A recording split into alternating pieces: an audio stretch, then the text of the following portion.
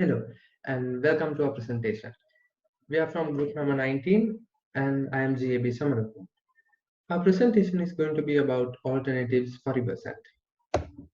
If we just look at the outline of this presentation, we are going to give an idea about, not a basic idea, but in detailed in some factors, the raw materials of the product, that is raw materials of sand, and that will be the ingredients of sand, and properties of the product, uses and applications, the problem with the product. This will be the problem with using river sand or problem towards the environment, and the available alternatives, then proposed alternatives. The proposed alternative is the alternative that we choose from the available alternatives, and discussion, and finally a conclusion.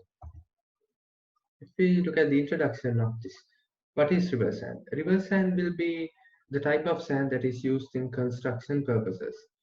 What we mean by that? What do we mean? So if we just take a concrete mixture or any cement mixture, there will be sand used. That is the main use of river sand. And if you just look at the second point, due to a large number of constructions taking place, river sand is a highly demanded product. This is so obvious because we see buildings coming up day by day, and it obviously uses cement, so river sand is used. And this is not that good for the environment because if we see river sand going, that is basically a natural resource being used extensively and without a balance. And we will just look at an alternative to solve this problem. If we look at the raw materials of the product, so basically sand is made of silica. Silica is the main ingredient of sand, which is comprising of 80%, almost 80%. So when we have alumina at second place, that is about 13.86, that is about 14%. And we have other components in minor amounts. The main thing I want to focus here is the nature of renewability. If we just look at that, we have ticks only on the side renewable, non-renewable. That is because every single element is not renewable. And that is because, and obviously from that we see sand is a non-renewable material, which means it will take a really, really long time to regenerate. So yeah, that's it for me. And thank you. I'm going to hand over to Thamod. Thank you, Mr. Vijaykon. I am Gunasekara MRT. So I'll be talking about properties of the product, how the product is made, and the uses and the applications of the product. If we talk about the first property, as you all know, sand is a very hard substance. For this property, silicon dioxide is the main reason. As a second property, sand is considered as a poor electrical and heat conductor, as well as it's having a high melting point.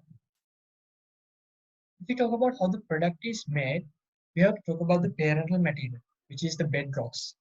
So these stones and rocks are subjected to mechanical weathering, and the fine parental materials are made. After that, the process of which sand is made is described in this figure. And if we talk about uses and applications of sand, there are many uses and applications. First and the main would be sand is used in construction industry as well as in architectural activities. And sand plays a major role in flood zones by filling burlap sacks to hold back the water. And it's used as a material to increase frictions on the road. And finally, used in aquariums mainly to create artificial reefs and man-made beaches. So to talk about the problems related with this product, I'll hand over these slides to Mr. Ehelepola. Thank you. Hello everybody, my name is Ehelepola, EWIJB. So, you may be wondering why are we trying so hard to come up with an alternative for river sand? Answer is simple, problems. So from here onwards, we'll be categorizing these problems into two main parts. Stage 1, the extraction of raw materials. Stage 2, the synthesis of sand. Starting off with the extraction process. Now here we can see a lot of environmental problems associated with it. Let it be the changes in the natural movement of the water bodies, to imposition of sea water in the natural river water.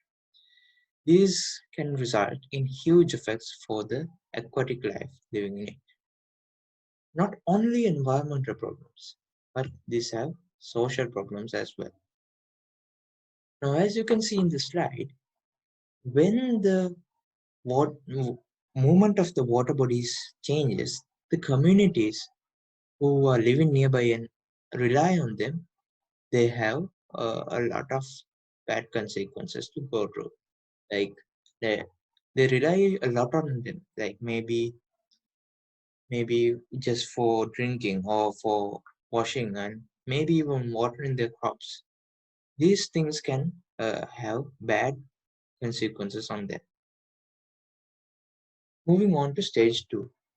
Here also we can observe a couple of problems associated with it. Now the main one is the environmental problem.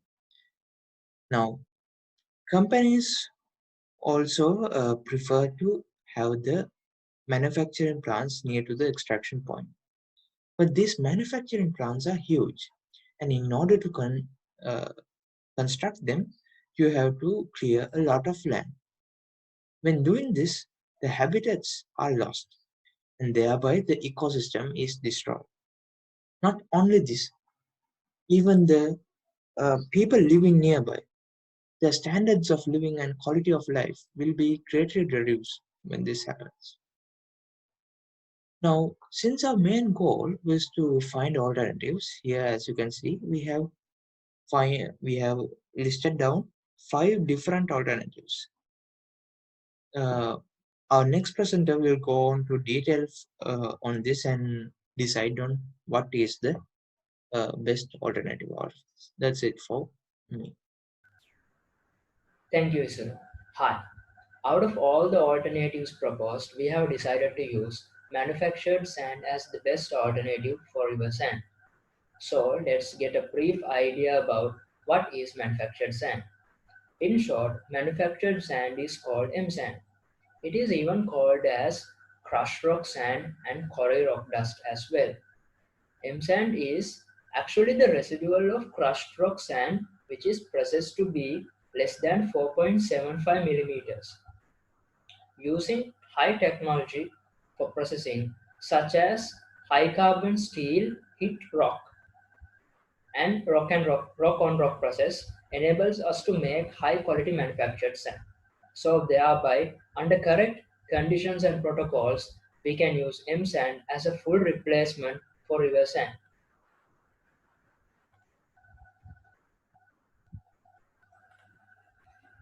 Let us consider the differences between river sand and M sand. The compressive strength and flexural strength are higher in M sand concrete when comparing with river sand made concrete. Even though workability is less in M sand made concrete, this can be restored using water reducing admixtures and by the increased use of paste content. If we take durability, many tests are conducted under drying shrinkage, water penetration, etc. I just mentioned few tests. And all the results show that M sand concrete are within the acceptable limits according to the provisions. If we consider the setting time, M sand sets faster than conventional concrete.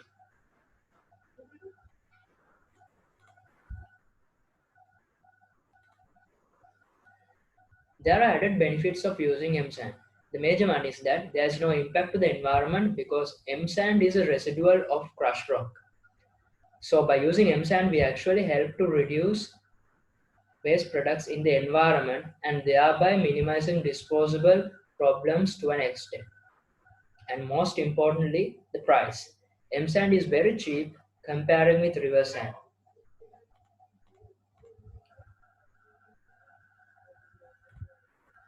So in conclusion, we can say that there is a great need to find an alternative for river sand. By many researchers and findings, M sand has found to be the most practical solution for the replacement of river sand. These are the references we use for gather information for M sand and river sand. Thank you for listening. I hope you enjoyed the presentation.